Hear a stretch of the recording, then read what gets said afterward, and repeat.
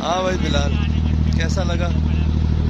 अच्छा था, मज़ा आया। पानी अच्छा था और साफ भी था, जगह भी साफ थी काफ़ी, बीच भी अच्छा था। सही।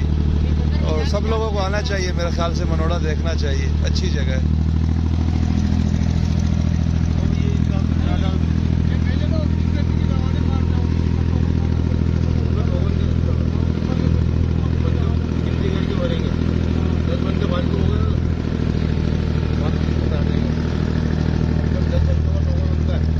ये है जी समंदर की दुनिया, चाइना पोर्ट।